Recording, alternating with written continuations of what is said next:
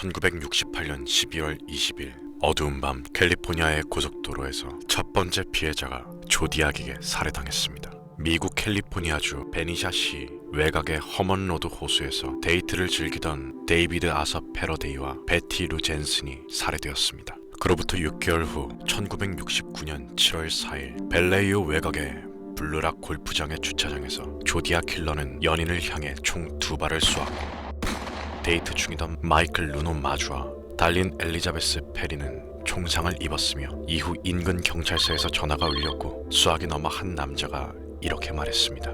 방금 블루락 골프장에서 놀던 커플들을 쐈다. 작년 12월 허먼로드에 있었던 일도 내가 한 거다. 니놈들은 날 잡을 수 없다.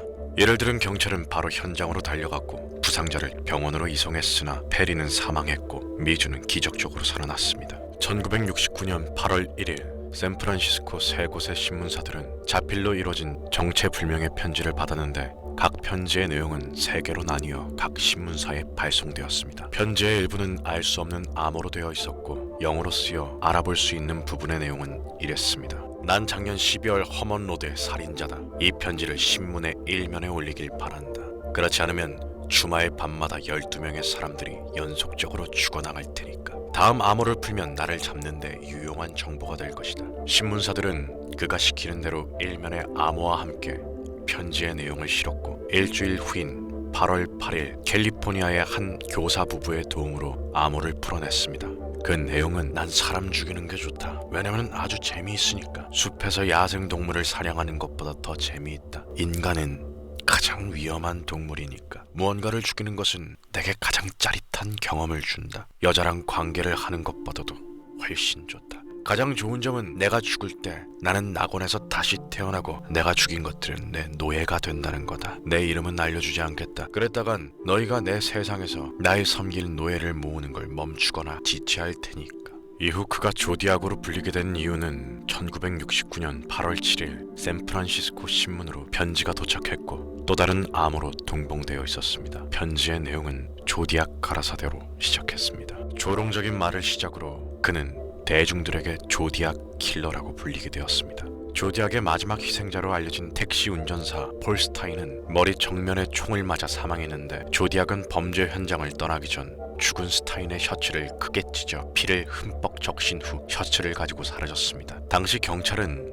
인근을 수색했을 때 수상한 사람을 봤으나 목격자가 말한 흑인 남성을 찾느라 놓쳤습니다. 범행 직후 지역 신문인 샌프란시스코 클로니클의 편집장은 소포 하나를 받았는데 그 속에는 죽은 스타인의 피 묻은 셔츠 조각과 조디악의 편지가 들어있었습니다. 편지에서 조디악은 어느 날 아침에 학교 통학버스를 쓸어버리겠다 라고 선언했는데 그 내용 중 일부는 다음과 같습니다. 조디악 가라사대 어젯밤 워싱턴 스트리트 메이플 스트리트에서 택시기사를 죽인 살해범이다. 그걸 증명하기 위해서 여기 그가 입었던 셔츠 조각을 보낸다. 노스베이 지역에서 사람들을 죽인 것도 나다. 샌프란시스코 경찰은 어제 시끄럽게 오토바이로 노는 대신 공원에서 제대로 수색만 했더라면 나를 잡을 수 있었을 것이다. 그 운전자들은 차에서 조용히 날 기다려야 했다. 학생들은 좋은 대상이다. 어느 날 아침 학교 버스를 훔칠 수도 있다. 앞바퀴를 쏘고 거기서 놀라 뛰어나오는 애들을 쏘기만 하면 된다. 당시 조디악의 범행은 어느 정도 패턴을 파악했는데 크게 3가지로 압축했습니다. 첫 번째로 주말 저녁에 범행이 이루어졌고, 두 번째로 자동차 근처의 연인을 범행 대상으로 정했고, 세 번째는 근처에 물이 있는 교외 지역이 범행 장소였습니다. 하지만 이번 택시기사 살인사건으로 인해 패턴과 가설은 쓸모가 없어졌고 셔틀버스 테러까지 예고한 상황에 이르러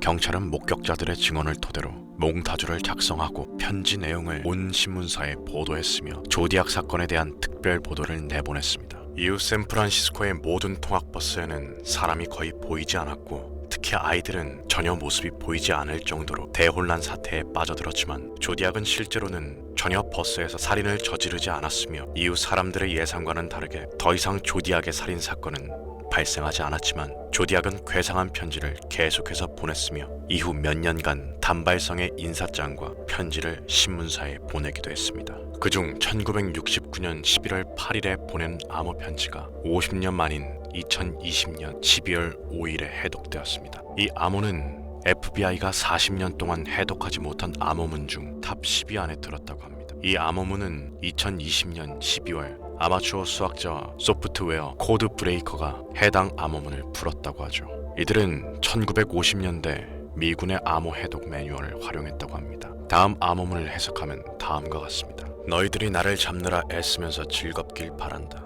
나에 대한 단서를 보여주던 그 TV쇼에 나온 놈은 내가 아니다. 나는 가스실이 두렵지 않다. 왜냐면 나를 곧장 낙원으로 보내줄 테니까. 왜냐면 난 이제 날 위해 일할 노예들을 충분히 확보했거든. 다른 사람들은 낙원에 이를 때 거기서 아무것도 가지지 못한다.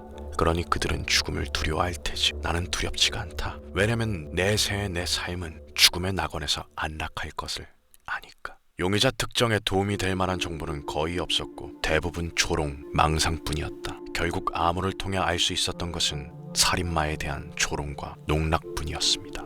조디악 킬러의 정체는 여전히 해결되지 않았지만 그의 사건은 미국 범죄 역사상 가장 유명하고 미스터리한 사건 중 하나로 남아 있습니다. 다양한 이론과 가설이 제기되었지만 그의 정체는 여전히 알려지지 않았습니다. 여러분들은 조디악 킬러가 누구라고 생각하시나요?